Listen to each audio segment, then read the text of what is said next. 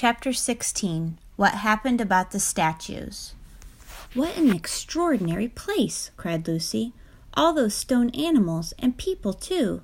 It's like a museum." "Hush," said Susan. "Aslan's doing something." He was indeed. He had bounded up to the stone lion and breathed on him. Then, without waiting a moment, he whisked round, almost as if he had been a cat chasing its tail, and breathed also on the stone dwarf which, as you remember, was standing a few feet from the lion with his back to it. Then he pounced on a stone dryad, which stood beyond the dwarf, turned rapidly aside to deal with a stone rabbit on his right, and rushed on 2 centaurs. But at that moment Lucy said, "Oh, Susan, look at the lion."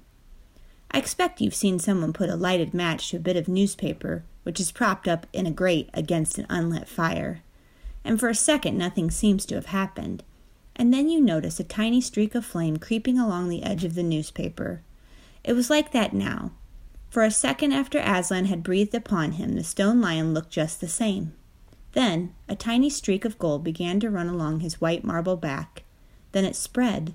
Then the color seemed to lick all over him as the flame licks all over a bit of paper. Then, while his hindquarters were still obviously stone, the lion shook his mane, and all the heavy stone folds rippled into living hair. Then he opened a great red mouth, warm and living, and gave a prodigious yawn. And now his hind legs had come to life. He lifted one of them and scratched himself. Then, having caught sight of Aslan, he went bounding after him and frisking round him, whimpering with delight and jumping up to lick his face. Of course the children's eyes turned to follow the lion, but the sight they saw was so wonderful that they soon forgot about him. Everywhere the statues were coming to life. The courtyard looked no longer like a museum. It looked more like a zoo. Creatures were running after Aslan and dancing round him till he was almost hidden in the crowd. Instead of all that deadly white, the courtyard was now a blaze of colors. Glossy chestnut sides of centaurs, indigo horns of unicorns, dazzling plumage of birds, redding brown of foxes, dogs and satyrs, yellow stockings and crimson hoods of dwarfs, and the birch girls in silver, and the beech girls in fresh, transparent green, and the larch girls in green so bright it was almost yellow.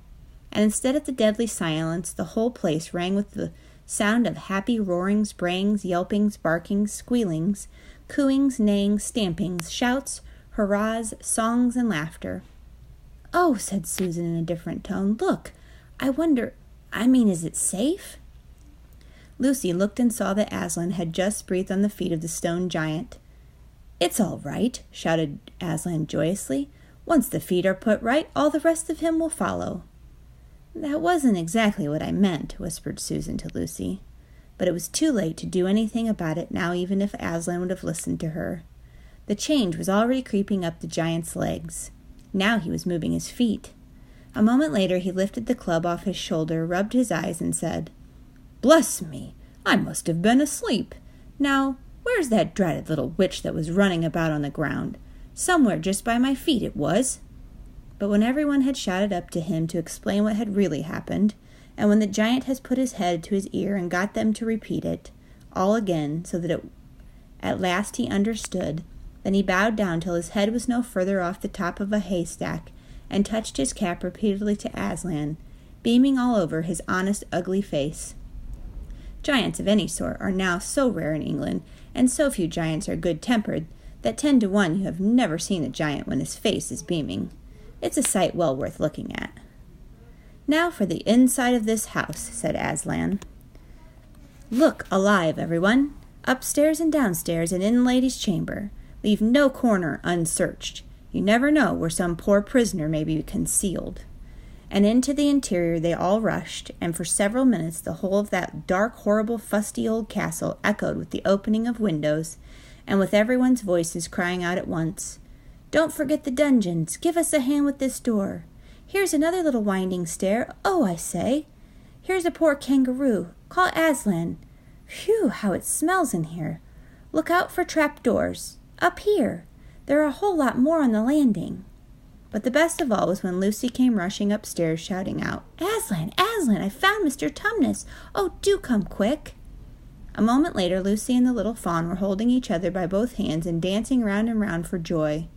The little chap was none the worse for having been a statue, and was of course very interested in all she had to tell him. But at last the ransacking of the witch's fortress was ended. The whole castle stood empty, with every door and window open, and the light and the sweet spring air flooding into all the dark and evil places which needed them so badly. The whole crowd of liberated statues surged back into the courtyard, and it was then that someone, Tumnus, I think, first said, "But how are we going to get out?" For Aslan had got in by a jump, and the gates were still locked. "That'll be all right," said Aslan, and then, rising on his hind legs, he bawled up at the giant. "Hi, you up there," he roared. "What's your name?" "Giant Rumblebuffin, if you please, your honor," said the giant, once more touching his cap. "Well then, Giant Rumblebuffin," said Aslan, "just let us out of this, will you?" "Certainly, your honor, it will be my pleasure," said Giant Rumblebuffin. "Stay well away from the gates, all you little uns." Then he strode to the gate himself, and bang, bang, bang went his huge club. The gates creaked at the first blow, cracked at the second, and shivered at the third.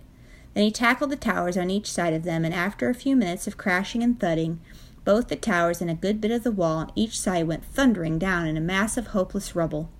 And when the dust cleared, it was odd, standing in that dry, grim, stony yard, to see through the gap all the grass and waving trees and sparkling streams of the forest, and the blue hills beyond that, and beyond them the sky. "Blowed if I ain't all in a muck sweat," said the giant, puffing like the largest railway engine. "Comes of being out of condition. I suppose neither of you young ladies has such a thing as a pocket-handkerchie about you?" "Yes, I have," said Lucy, standing on tiptoes and holding her handkerchief as far as she could reach. "Thank you, missy," said the giant Rumblebuffin, stooping down. Next moment Lucy got rather a fright, for she found herself caught up in mid-air between the giant's finger and thumb. But just as she was getting near his face, he suddenly started, and then put her gently back on the ground, muttering, "Bless me, I've picked up the little girl instead. I beg your pardon, missy. I thought you was the handkerchie." "No, no," said Lucy, laughing. "Here it is."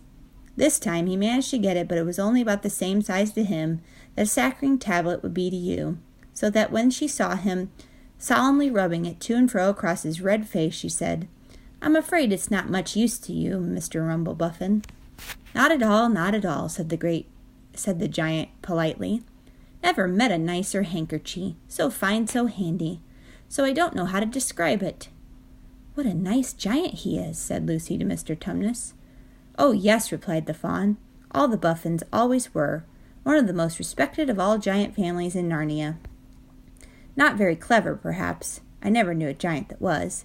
But an old family, with traditions, you know.